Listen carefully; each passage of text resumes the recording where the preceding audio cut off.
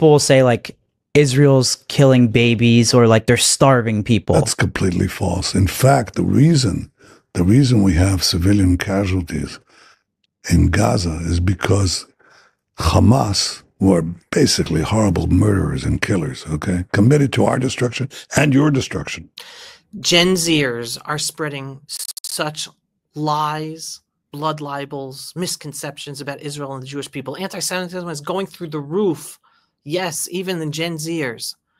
Literally right now, thousands, tens of thousands of people are being massacred and ethnically cleansed in Syria. And no headlines, no protests, no let's save the Druze or the Alawites.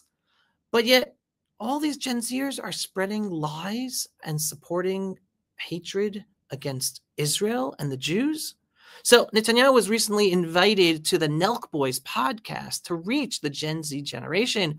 You have to hear the multiple truth bombs he drops. So hopefully have these Gen Zers listen to the reality of what's going on and what we're up against. Here we go. What do you think the biggest misconceptions are about Israel? Well, first of all, they don't know what kind of an open society it is, how pluralistic. I mean, we live in the heart of the Middle East, okay? Iran is not that far away. In Iran, they hang gays by cranes. In Israel, probably Tel Aviv is one of the, the most open, liberal-minded city on earth. Israel is a high-tech. We visited there, yeah. It's completely different. Our assistant's gay too. He had a good time. Well, you could vouch. Yeah, okay. No, we all had a good time. So, I mean, look at that. How about women, okay? Women in Iran, they shoot the women. They shot this extraordinarily brave and beautiful woman, shot on the sidewalk because she showed too much hair. In Israel, women are, you know what women, I'll tell you what the difference is, okay? So I had this young women officer in my military secretariat. The prime minister has military secretariat and usually has a general and it has staff assistants. One of the staff assistants was this young woman pilot, navigator, on leave from the Air Force to do this work in the prime minister's office. You know what she did now? She was flying over the skies of Tehran, attacking this horrible regime that tyrannizes the women in Tehran. That's the difference. The women there get shot on the sidewalk, and an Israeli woman pilot helps liberate Iran, quite the women of Iran. And boy, that's a big difference. And that's true of everything. It's true of nightlife. It's true of the startup nation, the incredible ingenuity and entrepreneurship, incredible freedom. Israel is a paragon of freedom in an area that doesn't exactly enjoy freedom. And to have young Americans march and support these mass rapists, these people who beheaded men, who burned babies alive, I'm talking about the Hamas monsters, is that their ideal? They know nothing. I mean, they don't know what they're talking about. And I want to bring that truth to them. So Israel is a great free society and the best partner that America has anywhere on earth. Great people there for sure. When we visited, everyone was so welcoming and people were inviting us over for dinner and stuff. But I see, like, that's the thing too. I'm not claiming to be an expert too, but I'll just read stuff on like X and like people will say like Israel's killing babies or like they're starving people. That's completely false. In fact, the reason we have civilian casualties in Gaza is because Hamas, who are basically horrible murderers and killers, okay, committed to our destruction and your destruction.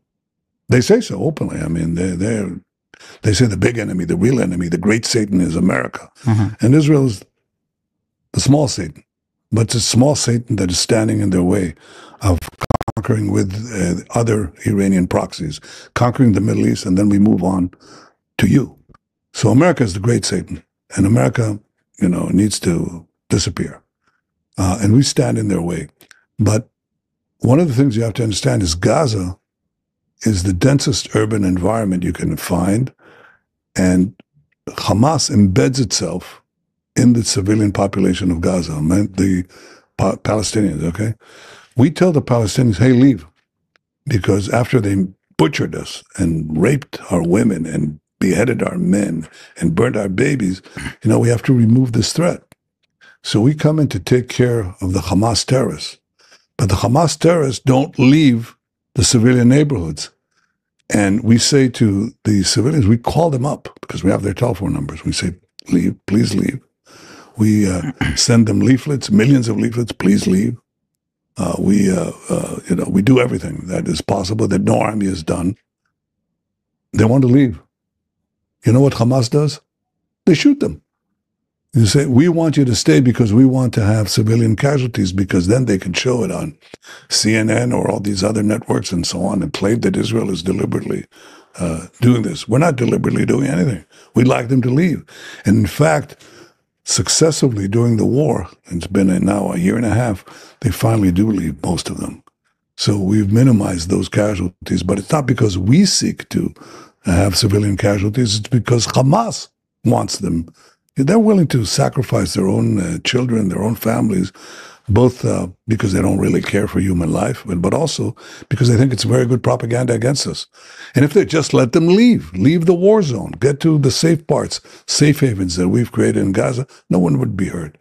And the minute Hamas lays down its arms, surrenders, maybe we let them leave Gaza, that's the end of the war. No one gets hurt. What would your message be to Palestinians that just want to have like a peaceful life? Get rid of Hamas. Help us get rid of Hamas. They torment you. They oppress you. They shoot you in the back of the head. If you want to leave the war zone, they kill you. And if you say a word in protest, they'll kill you. If you're gay, you're in bad shape, really bad shape. And if you are a woman, you're chattel, you're nothing. Your property. That's the opposite of everything we believe in. We, I say, it's not only Israel, it's you. Mm-hmm. It's insane and really sad that these Nelk boys were blamed for hosting Hitler. They might have even said it themselves. It's insane. That's how horrible the situation is with so many people, including so many in Gen Z.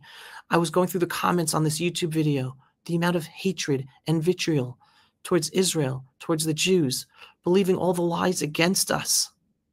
It's insane. I really hope that there were plenty more viewers to this podcast with Netanyahu who are hearing the truth of what he's saying out there and no longer buying or believing or sharing the horrific, horrific lies against us.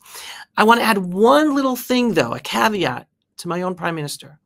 All right. And this is where I wish he'd talk differently, but he's talking diplomatically and still politically correct. There is no nation called Palestinians. Anyone go back to the archives of the New York Times before 1948, before Israel was established. Every time Palestinians was mentioned, it referred to the Jews. Headlines, Arabs attack Palestine. Who are they attacking? The Jews. There is no historic people called Palestinians. And regarding Gaza, they all support Hamas. October 7th, you had non-combatants involved in the atrocities, in invading Israel, in the beheadings, in the massacre, in the mass rapes. And then there are the videos when Hamas terrorists paraded our hostages, whether dead or alive, through the streets of Gaza. And you had all the non-combatant civilians of Gaza celebrating and hitting our hostages. Those people have made it clear they all believe in killing us. It's a genocidal death cult.